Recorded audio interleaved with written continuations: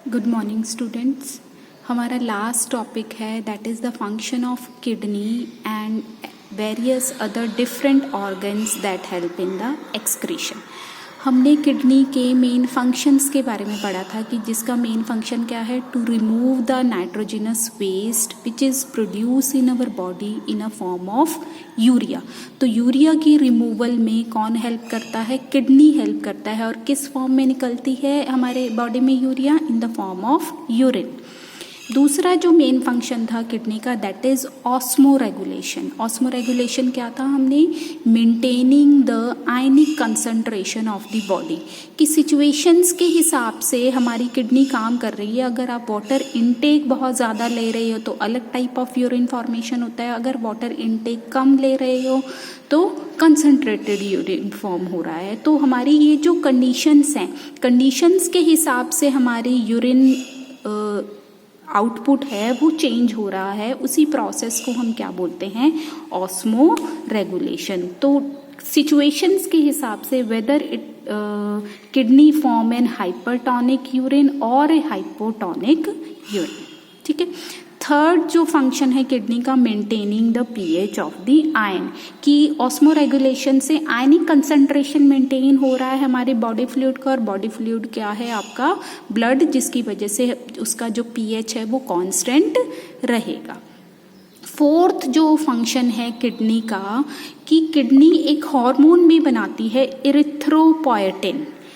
Kidney एक hormone बना रही है इरिथ्रोपोएटिन, जो हेल्प करती है किसको?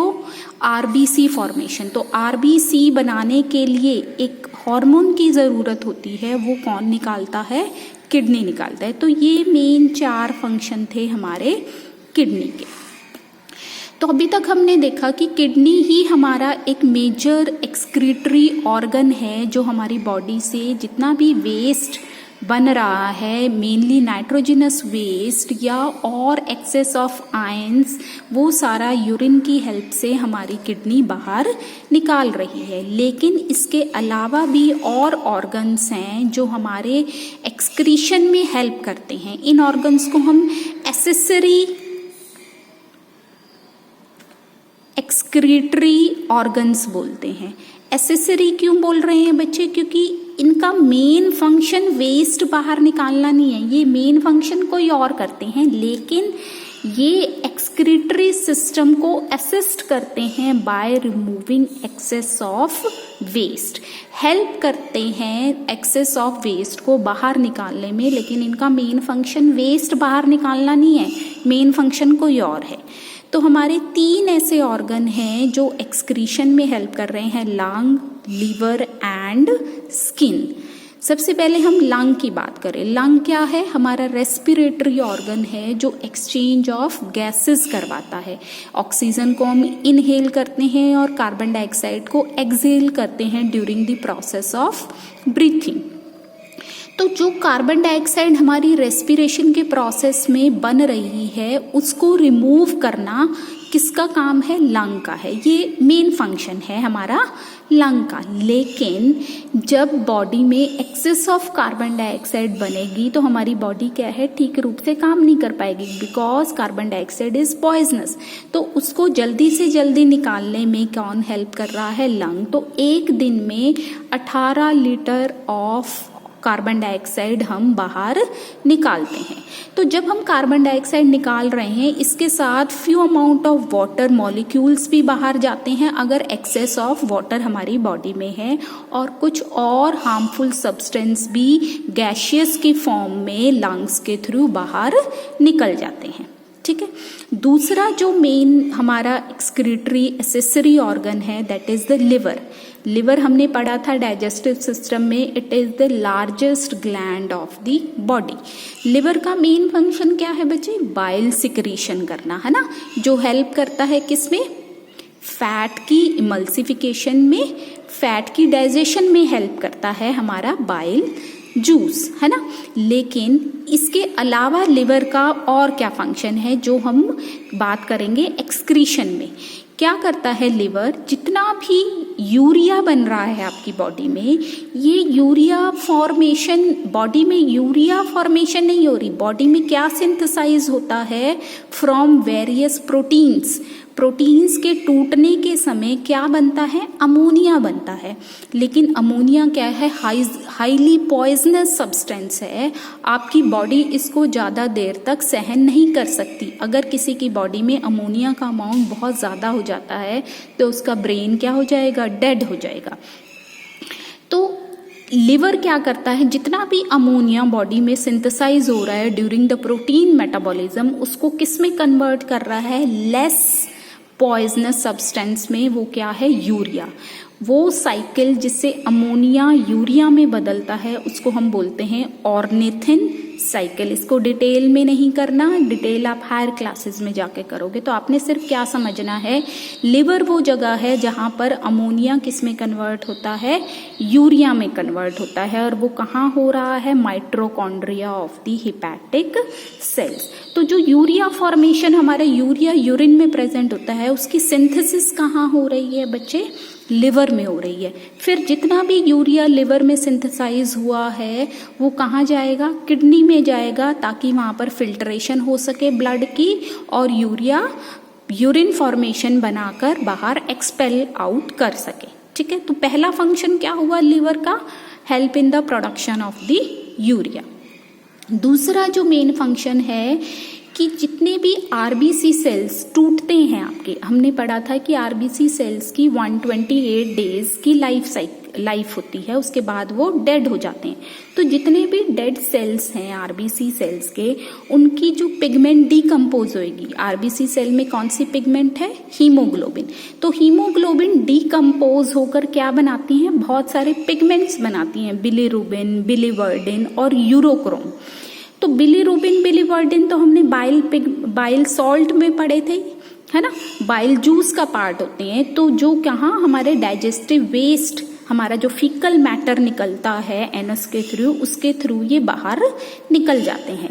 लेकिन यूरोक्रोम जो पिगमेंट बनती है वो कहाँ जाएगी, किडनी में जाएगी और यूरिन की हेल्प से रिमूव होएगी। तो जितने भी हीमोग्लोबिन की डीकम्पोजिशन के प्रोडक्ट्स हैं बच्चे, वो कहाँ पर बन रहे हैं, लिवर में बन रहे हैं। लेकिन उनकी सिक्रीशन दो तरीके से हो रही है, एक फीकल मैटर में जा रहा है और दूसरा कैसे जा रहा है, यूरिन में जा रहा है।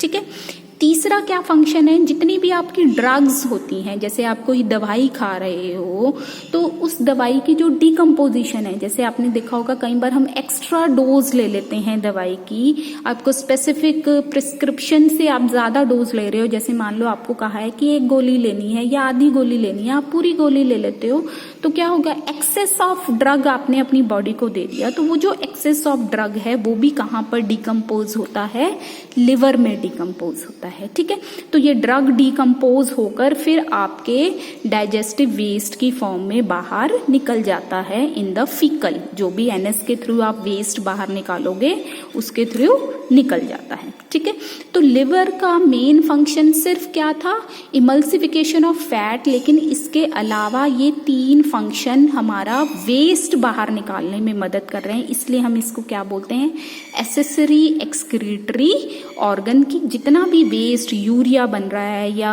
आपके जो पिगमेंट्स डीकम्पोज हो रही हैं या आपने एक्स्ट्रा दवाई जो खा ली है, ड्रग ले ली है, उसको बाहर निकालने में कौन मदद करता है, लिवर मदद करता है। ठीक है, तीसरा जो ऑर्गन है हमारा स्किन। स्किन हमें पता है लार्जेस्ट सेंस ऑर्गन, या हम कहें largest organ of our body, largest organ है ये हमारी बॉडी का, दैट इज स्किन।